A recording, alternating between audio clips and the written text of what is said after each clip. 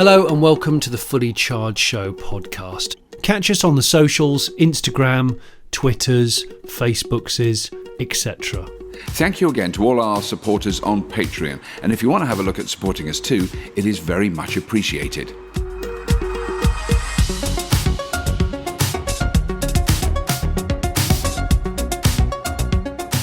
Hello and welcome to the Fully Charged podcast. This episode is brought to you by a wonderful company called Drive Electric. They're at www.driveelectric.co.uk and they've got a special offer, a special fully charged offer, which is very exciting, wonderful. So they're going to lease a new Nissan Leaf N connector from as little as £273 a month, including VAT. But if you do it through this special fully charged offer, you get £1,000 plus VAT cashback. Now, I never get cashback because I don't know why I want it, but it's usually like £5 at the supermarket. This is £1,000 cashback. Now, this particular model of the Nissan Leaf features sat-nav, heated steering wheel and heated seats, 150-mile real-world range, which we know is true, 40-kilowatt-hour battery, and a range of colours, and it's available for immediate delivery. Not like 6 months, now. Brilliant. So Drive Electric, we've featured them many times on Fully Charged. They are now the UK's leading provider of electric car and van leases, and they have been since 2008. They've really developed this side of their business. They're now 100% electric.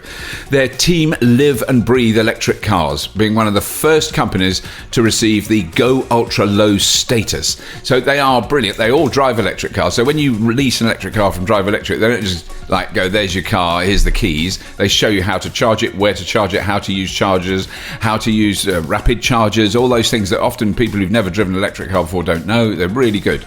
They've successfully helped thousands of drivers make the switch to electric, providing both business and personal lease agreements, because they also do business, like leasing to companies.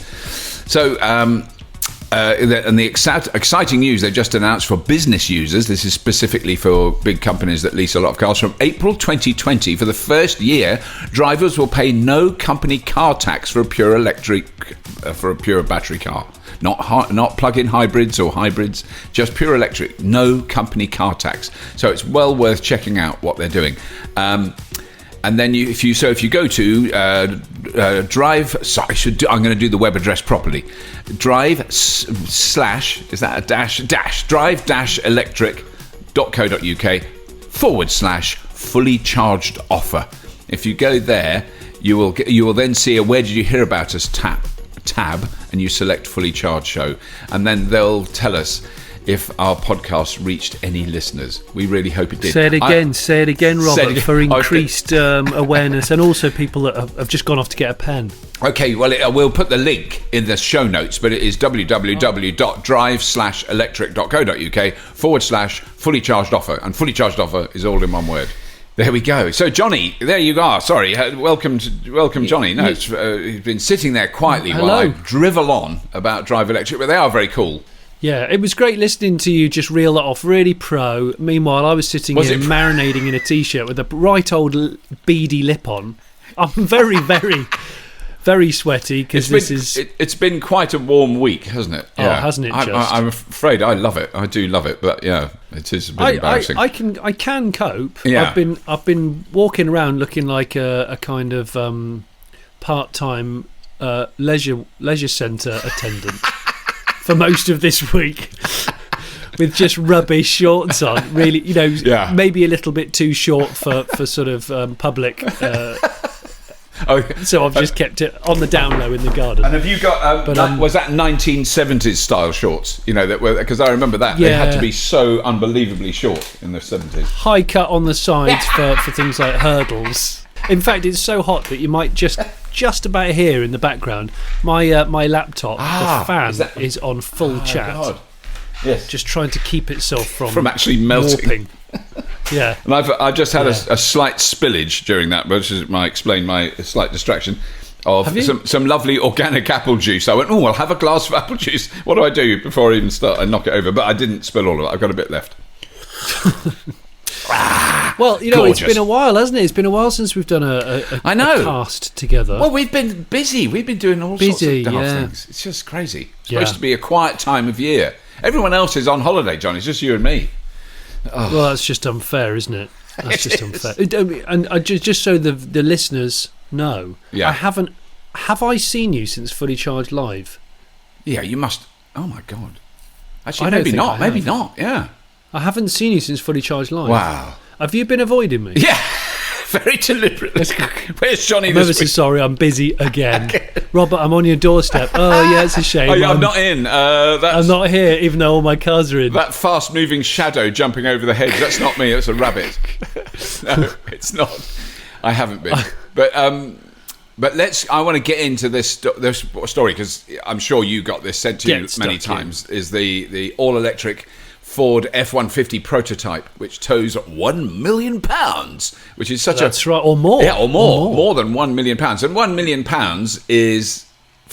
Not sterling, it's 500 it's the weight. Yeah, it's weight, and it's 500 tons. Yes, it is 500 tons. It's something like that. Yeah, because the video that they put out on YouTube, got a lot of interest. It's interesting, showing lots of die-hard Ford F-150 truck owners and enthusiasts, and they all go, "Whoa!" There's a lot of whooping. There is a lot of whooping, isn't there? There's an ample amount of whooping. And they turn up at a train yard, and they don't know why they're there. And then a lady from Ford Development comes up and goes, "Look," and pulls a sticker off and went, "We're going to test this today. Yeah. It's not just an F-150; it is an electric one. Yeah. And we're going to pull a train, a stack of train carriages." With this one car, and then we're going to fill it with 42 F-150's, and then pull it again. Yeah. So actually, the final thing weighed, I don't know what, probably 600-700 tons. The thing I want to point out, and this is from my long experience on Scrap Heap Challenge, is the rolling resistance of rail traffic is unspeakably low. I mean, if that was 500 tons of like truck trailers with tyres, it would be incredibly hard to get that going. I mean, it would be much harder. But steel on steel, there's like almost no rolling resistance. So it's actually, because we did... It's the initial pull. It's the initial pull. But what it shows is, at 0 RPM, the absolute phenomenal power of an electric motor, the torque it's got, which is, as we know, 100%. But that really underlines that 100%-ness.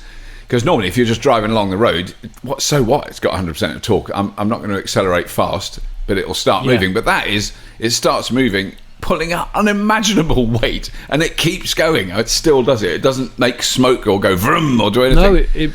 It was good to see the sort of dyed in the wool Ford guys and ladies kind of go, oh, okay. Yeah. But I mean, ironically, Ford's most interesting vehicle on sale, I think, is a pickup truck at the moment. So I'm looking forward to it, because it looks just like a pickup truck does. It just happens to have electric propulsion. We've said this before, obviously, when I was in LA the end of last year, when I met Mr. and Mrs. Rivian, or just Mr. and Mr. Rivian, actually. They were opposite the Ford stand, and the Ford stand was just desolate, and the Rivian stand was mobbed. Yeah, no, it's unbelievable, isn't it? I mean, you've got to say, that's, would Ford have done that if Rivian had never existed? I think it's... See, I can't believe that they It's interesting how quickly they've turned that around. But then they have invested in Rivian, haven't they, Ford? Well, they've bought technology from them in some way, so there's definitely a connection there. And they're buying tech and platforms off Volkswagen for passenger cars. So I think that their slowness to react is now ramping up finally, which is good. I mean, I'm looking forward to it. I really want to get behind the wheel of the F-150. Yes, and absolutely. Well, the Rivian is definitely on the cards, isn't it? But that is, I just wondering that, I'm sure they won't, because they don't need to. But it would be funny to see Rivian pulling, a train that was twice as long and twice as heavy or something. It would be that sort of showmanship. Talking of, I want to jump, because this makes me very excited, because it's just so big and there's a lot of physical forces at work. There's General Electric's first 12 megawatt wind turbine nacelle. Because I've learnt to say nacelle now. When I point at wind turbines to people, I go, as you can see, the nacelle doesn't look that big from down here, but up there it is huge. But it's a big block at the top of the tower that the thing spins round on. With the it's where the generator housing is. And at the moment, the biggest in use wind turbine anywhere, and I think it's in the North Sea, is 10 megawatts. And that's the one with the that's the one with 108 meter long blades, and the 12 megawatt one will have 110, so 2 more meters of blade. 110 meters blade. It's just huge. I mean, we'll put the links to these stories in the show notes, but the picture of this thing is, I mean, it's the size of a very, very large Georgian manor. I think that's probably the best description. You know, it's a big house. Say this now. I think we need to go and see. We do. I really want to go to. Well, we need to maybe help switch it on with an adult. Well, we've been invited to go to Saint-Nazaire in France, which is where they build these things. So it's right on the coast, because there's no way you could move that on a road. They have to roll it out of the factory and onto a ship because it's just so massive. Well, in India, it'd just be about 24 tuk-tuks. chained together, and then they'd have a guy at either side just casually waving pedestrians off the streets, and cows and things, just clouting through people's houses and stuff. But in France, it's just people with onions over their shoulders in striped shirts going "Mon de Dieu." So I'm just trying to carry on the racial stereotypes. Nacelle.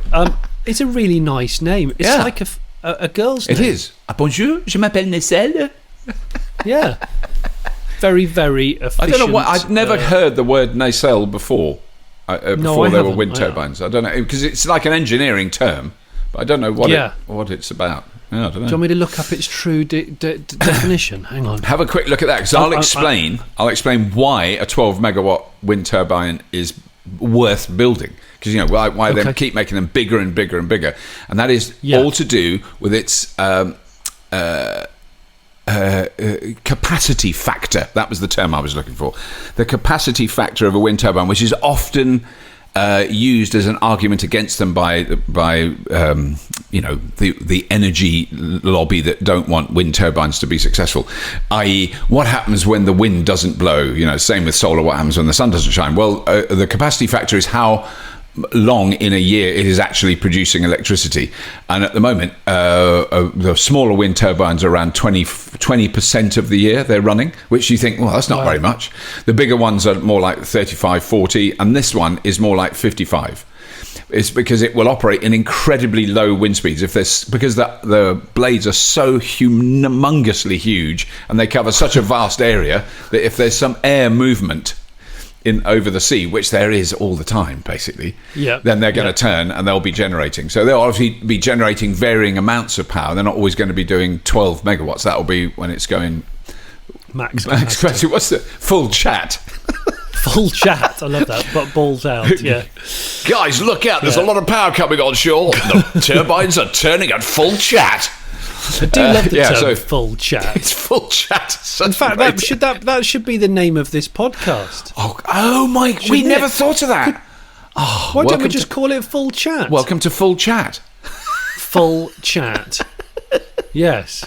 Hey, talking of nacelles. Interestingly, a streamlined casing on the outside of an aircraft or motor vehicle, especially one housing an aircraft engine. However, the origins of the word nacelle, early 20th century, originally denoting the car of an airship.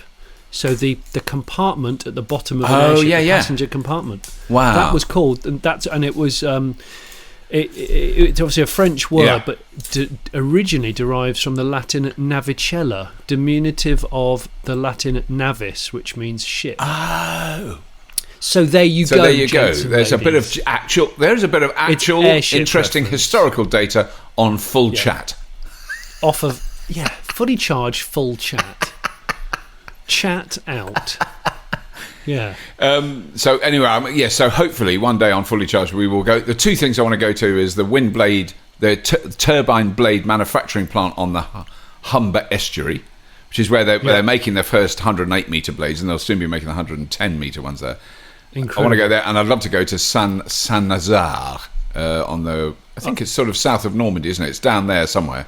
It's nice. Yeah, I think it'd be incredible. And you'd be able to get some nice onion soup and a baguette for lunch. I was going to think, you're just thinking of food and drink. I'm thinking of the what the factory would really look like.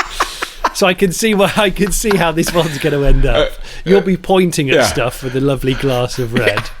This is a fabulous nacelle. Could you just pour me a little bit more of the red, and I'll have another bit of onion soup. Because that's all they have: onion soup and baguette. Of course. Oh no, a nice soft cheese. It's just on the turn. Here's the thing, because it was not the story; it was the length. That's what this next story.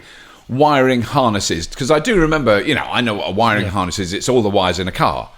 And I've seen them in factories where they're like not in the car yet, and they're just this incredible tangled mass of wires that are all strapped together, and then there's little bits sticking out, a bit like a tree in a way, isn't it? And then it is like the tree roots of a mature tree. And Tesla have been doing this. They've worked out that having a robot install a wiring harness is just too difficult, and human beings are much better at it. But now they've redesigned their wiring harness for the Model Y, which is coming out next year.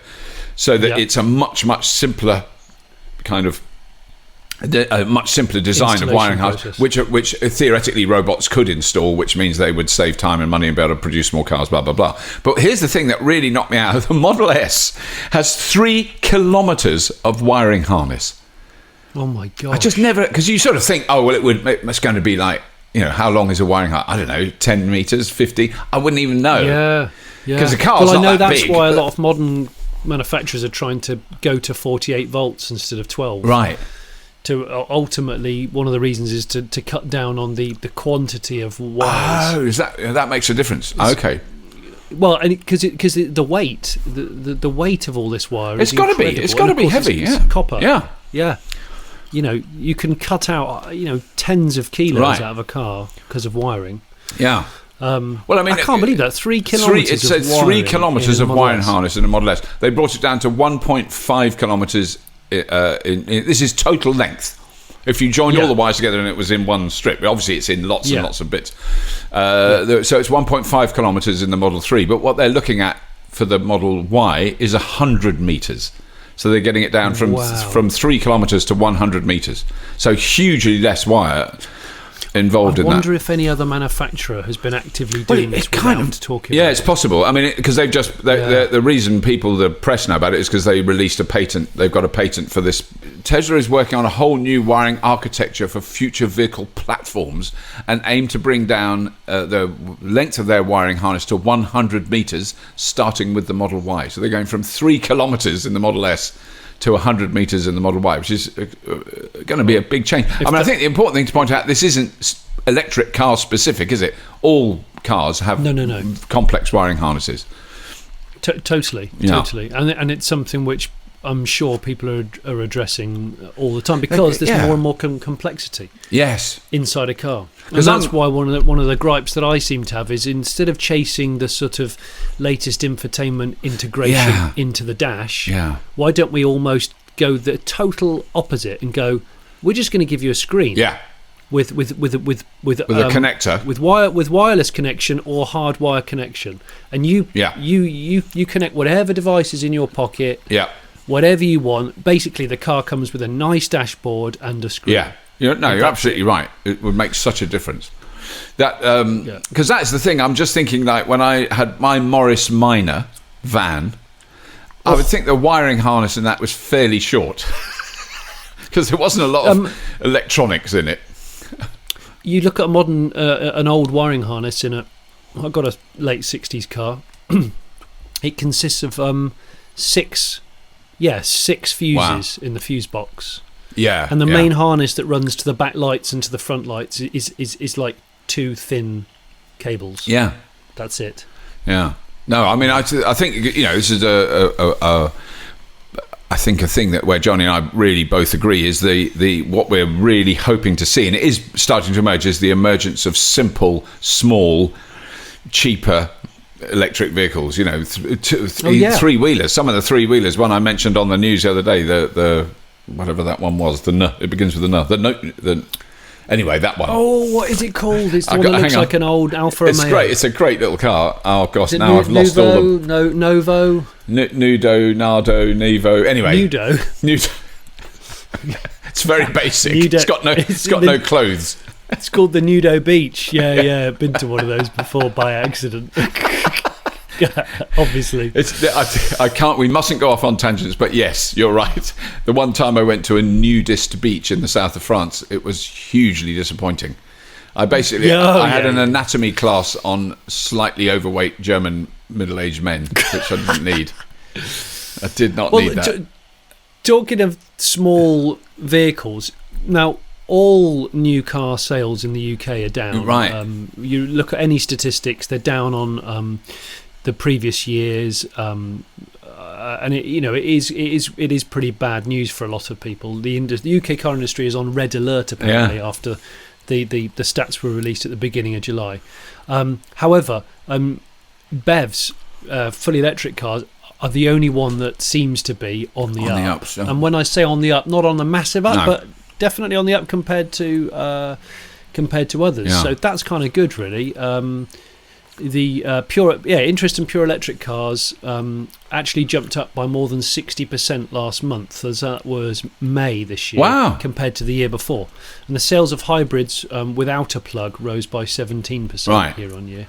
But that is a proper. I mean, the thing is, it's always, to put it in context, it's an increase from a tiny base. I've got the actual stats. Right. Year to date. Sales of battery electric cars 11,975 in the UK versus 7,400 the year before. Right.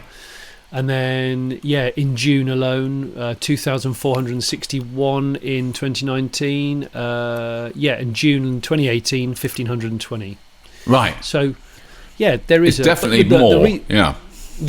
The reason why I'm saying this is because global car sales are currently down a bit. Mostly off the back of China.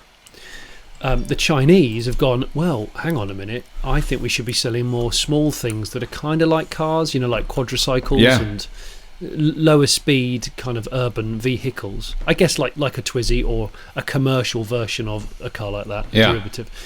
And there's a company that I stumbled upon called Cayenne Motors. And they've started selling these lovely little pickup trucks, which have gone on sale going on sale in Europe immediately now. In America, and they're called a Pickman, the Cayenne Pickman. And it's like a pared down little EV with a maximum speed of 30 miles an hour, and it looks like a kind of beefed up golf cart with a more of a truck-like body.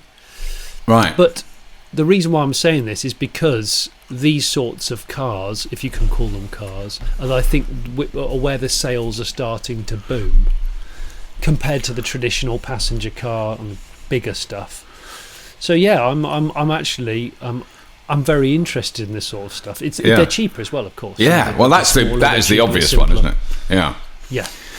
Because it is that, there've been so many occasions recently when because I've got the temporary Tesla Model S. I now know when my Model 3 is coming, but I'm not going to say, but I'm quite excited. But talk to me. No, sort of mid-August, but we're going to go. So we're just arranging the pickup. I'll tell you when we're off the air, Johnny. Because I don't want to say anything just yet. But I only drove it to Oxford yesterday, so maybe 40 or 50 miles. And I just went, this is a huge machine that I'm going down the road in, and it just seems a bit unnecessary because it's just me. If you've got other people in the car, fair enough. But the amount of times I do Jonas on my own, I would love I was dreaming of sort of Honda E's or VW IDs, just smaller car that uses that in its total global lifetime footprint, just by definition of it having less material in it and using less energy. Is going to be a sensible option. A smaller physical sized car packaged well doesn't give you any less room. You only need to look at a smart EQ. For two people there's tons of legroom, more legroom than in many much bigger cars. I mean, I guess it's the safety thing is the big factor in it, because that the Nudo or whatever, it's so embarrassing. We will put a link to the actual car in the show notes because neither of us can remember. I reckon I've had to turn my phone off for interference. Well, exactly, me too. So I've turned everything else off. We're professional. Yeah. You know that. We are professional. We're very, very professional. But in fact, it reminds me of how much I miss my Honda Insight because, again, two-seater car, light, small, interesting to drive, extremely efficient. Yeah. Man, I miss that car. I've got to get that car back one day. Yeah, no, it was if I can work out a way to give it an extra seat, just one extra seat. Right. then I'll be winning. I could get it back because then I could do the school run. 'Cause I've got 2 kids. Yes. It's no good for a 2-seat car. No, that's quite difficult, isn't it? Yeah, unless I just get one of them to kind of wing it and just drive. Hold on to the roof. Or something. Yeah, go in the boot, old school 80s, 70s. Yeah, the thing is, whenever I did that when my kids were the age yours are, and I'd say, you'll have to hang on to the roof, do some joke like that, my son would just go, oh, brilliant! But this next story is very heat related, summer heat related, because I never thought of this at all. So, as we know, France has, actually, how many does it have? 58 nuclear reactors. No, has more than those. No. I don't know how many it has. You're joking. Actually, no, it has about 100. So they're 90% nuclear, France is. That's why we buy nuclear power from them.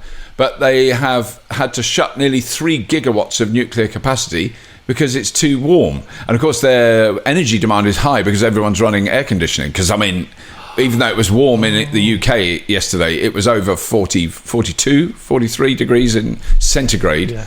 I can never remember what that is in Fahrenheit, but it's hundreds of Fahrenheits. It's 295, I reckon. 295 Fahrenheit. Just sort of a random number. It sounds, yeah. No, quadruple it. But the reason is because they need water. They're water cooled. All nuclear power stations are water cooled, and they build them either on the coast, which weren't affected by this, but the ones on rivers were, because the water temperature of the rivers was gone high. They haven't had any rain, so the water levels are lower, and the water temperature is so high that it breaks all their safety stuff, and they can't use the water temperature is like 26, 27 degrees centigrade. I mean, I'd go swimming in that. It's nice and warm. Well, you would, yeah. You got. I mean, gosh. Because I'm not very good at cold water swimming. Mind you, swimming in water that's right outside a nuclear power plant has less appeal. I know it's safe. No, it's not. I'm being silly. It's completely safe. You're not painting an idyllic picture. I remember actually stopping at a near Sellafield, I think it was once. And there's a caravan holiday park. There is, quite near, yeah. A mile from it, less than that. Yeah. You do wonder who would do that, who would go there. Well, if nothing else, the view is slightly affected by the colossal buildings at Sellafield. Oh, so affected. And the lights at night, because I've done 2 talks to amazing engineers. I mean, they really are they're unsung heroes who are looking after all the nuclear waste and the reprocessing stuff. Really important job. But when I've driven past it at night, it's not dark around Sellafield. I mean, because it's a high security area, there's a huge amount of floodlights all around the fence. There's armed guards 24 hours a day, and then then there's a field with a cow in it, and then there's you in your caravan, and you're going, I can't. But the curtains aren't thick enough. The light's coming in. The light coming through the side of the caravan, let alone the windows.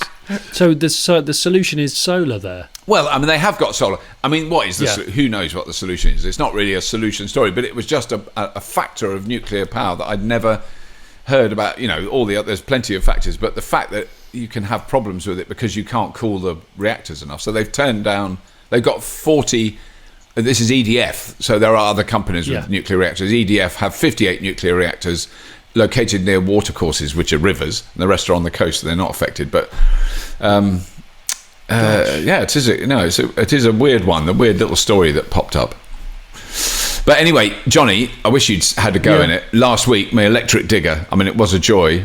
We're cutting together the episode about it. You were sending me all these sort of like voyeuristic pictures of like, oh, look at me, emission-free digger. I was getting a bit jealous, I have to say. But it is brilliant. I know I've got proper stats now from JCB. They sent me that because it's all got telematics. All their diggers and everything have that. So I did 5 hours, 50 minutes heavy-duty digging on last Sunday. Yeah. And the battery was at 45% at the end of that. So you never charged it? I charged it overnight. So when I started it that morning, it was at 100%. Yeah. And then I did 5 hours, 50 minutes digging. And then at the end of the day, it was at 45%. So it had used 55% of its capacity to do 5.5 hours. So it's clearly really capable of doing 7 hours of proper digger operating. I didn't hang about. I had a lot to dig. Yeah, and I was digging. Was it more relaxing though? Oh yeah, because you can talk to someone. Yeah, because you normally have to have ear defenders. Well, they're not quite that bad, but if you're working with a banksman, see, I've got all the terms now. Oh, haven't you? who's watching where you're digging. You're shouting, or you got a walkie-talkie because you can't hear over the engine noise. This, you go, have I pulled up the gas line? And they go, yes. And you go, thanks. But you could just do it in a normal voice. Have I struck my mains again? Have I ripped up the water main? I didn't hit any pipes at all. I was very proud. I can't wait to try one. Of course, I guess you could have been doing this indoors if you wanted to. No, it would operate. You could have been doing this in your garage. That was the best story. The best story, which the guy I interviewed tells, is that there's a big hotel in Birmingham, in the middle of Birmingham, where they're refitting the basement of the building. And so they had a diesel digger in there, and they had to have a digger operator with breathing apparatus and a banksman with breathing apparatus who had a tube over the extractor tube, and he had to, obviously, as the digger was moving and turning around digging up, he had to move round the back to keep the tube over the exhaust. I mean, it was crazy. A load of faff. So they had 3 crews working in rotation. So it was a bit like in the Chernobyl movie where they sent the guys up on the roof to move radioactive waste, but they could only be there 30 seconds. This was, they could only do short shifts. So it was 6 guys working to dig this thing up. They then brought in the electric digger, which can charge there off the mains in the building. And there's one guy doing the whole job. Of course. And he got it done half the time. In that circumstance, it's obvious, that's where it's being bought. They're making 2 a day, which doesn't sound like a lot, but then digger companies don't make 500 cars a minute. They make half a dozen, because they're bigger things. But they're producing, and they're working on bigger ones. They're working on bigger ones. He wouldn't tell me about it now, but he implied that there would be some large kit that we could go and have a look at. And this is JCB? Yeah, this is JCB, so in Staffordshire. Yeah, because I know also that one of their competitors, Caterpillar, they are as well. And Volvo are doing a lot of autonomous quarry trucks, electric diggers, all that kind of stuff. Yeah, there's a lot going on in the earth moving heavy plant heavy plant sector. That's what I was looking for. But then there was this thing. So there was a little video that I've been sent now 64,000 times on Twitter, which is of a very amusing Yorkshire diggerman who's had a go in there's the electric digger, but round here, and he walks on. He's on a building site out in the middle of somewhere, and there's a big diesel genset, which is generating electricity. Well, that isn't very clean, is it? That's not zero emission. And he's absolutely right. Of course it is. Yes, he is absolutely right. But what is interesting, now I've charged it here, it's only pulling 1.6 kilowatts when you charge it. It's like a toaster.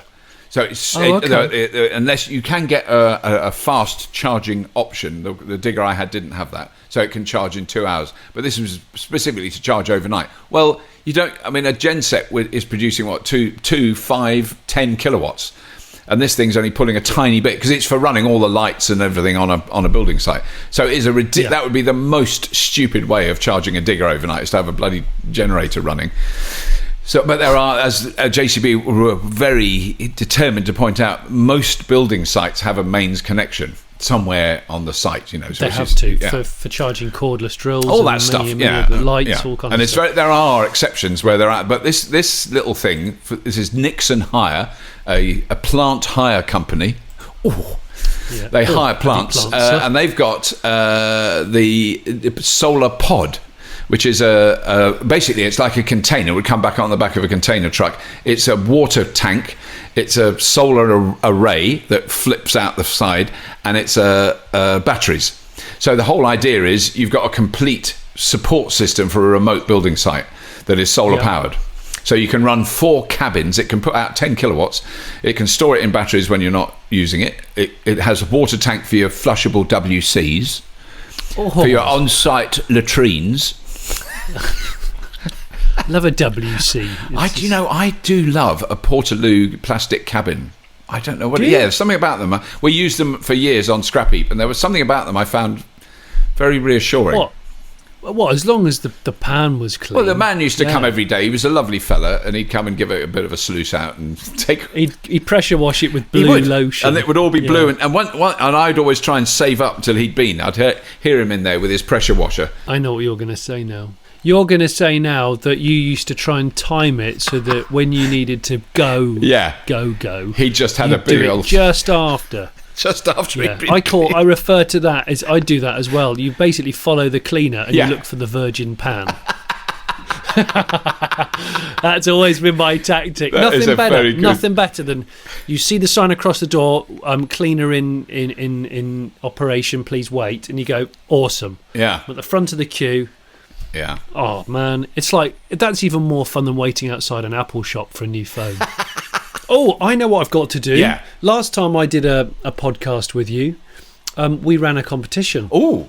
Don't tell me there's another competition. Yes. To win the Miltech exhaust module. Well, we never actually revealed a winner. Oh. And we had a really good response. Oh, brilliant. So is there a winner? Yeah, I've picked a winner. Oh, brilliant. And I've picked a winner, and I don't know their surname because they haven't provided it. Right. But their name is George, and their email address... Yeah.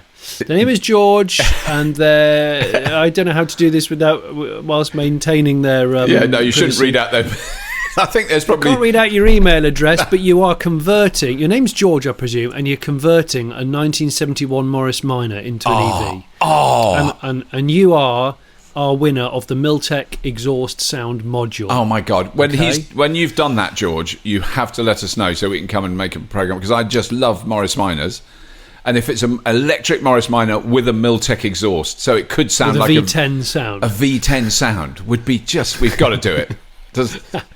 We will be in touch, George. In fact, I will email you directly after this, and so you can speak to Miltech and get this lovely... I think that's a great idea. It's brilliant, isn't it? And particularly for converted, for converted classic cars, it's such an extra bit of shizzle. It's really brilliant.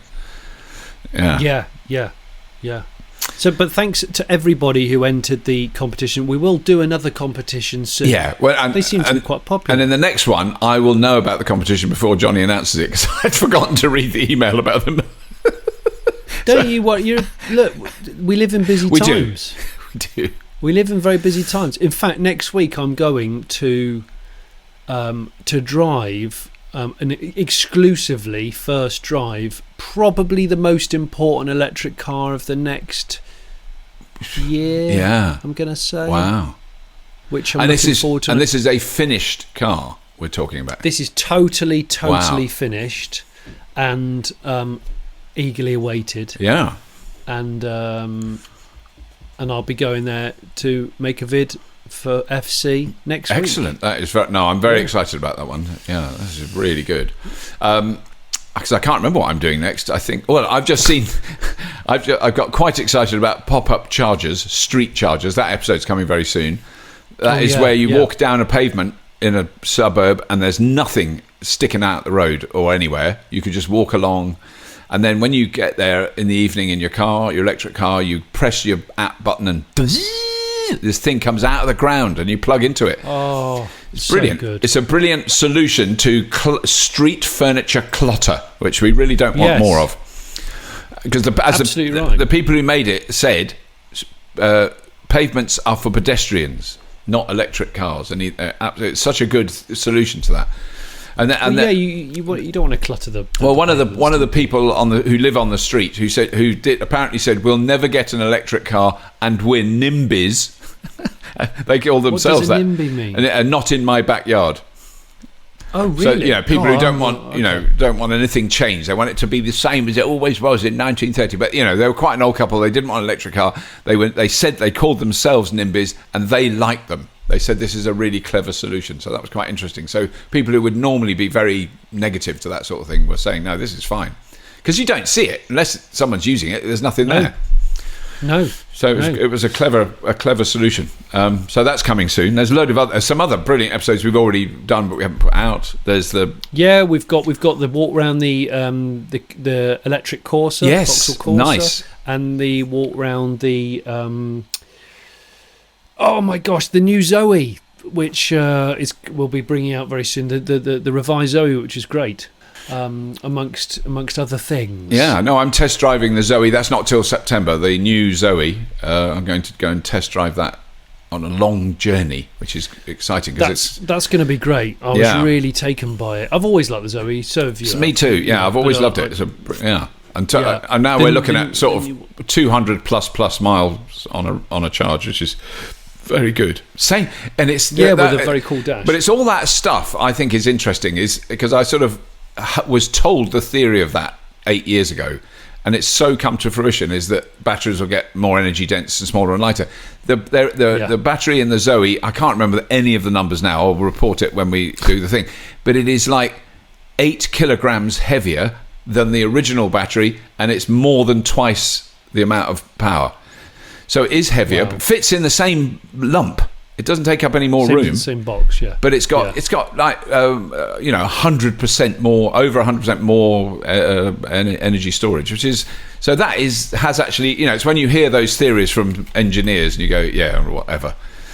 Actually comes back. We're going to do some more. We're going to make sure Jonny and I do more podcasts because it's more fun and it's nice. And but there's still a load of. That's very kind of you. You know that, Jonny. But it's there's some more talks from Fully Charged Live coming as well, mixed in. I want to mix them in, then it's all right.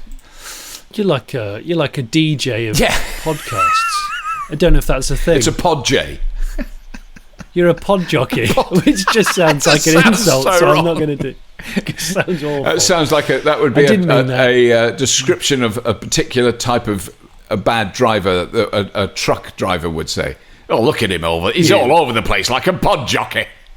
I was just going to say one quick last thing. In the last couple of days, the 2021 Mercedes-Benz EQS prototype has been seen slinking around. So this is Merck's flagship take on the Tesla Model S, Porsche Taycan, and the next generation Jag XJ, of which that will be electric, because Jaguar obviously did that big announcement saying huge investment into an EV off the back of the I-Pace, and to try and, I guess, turn around their fortunes post-Dieselgate. Yeah.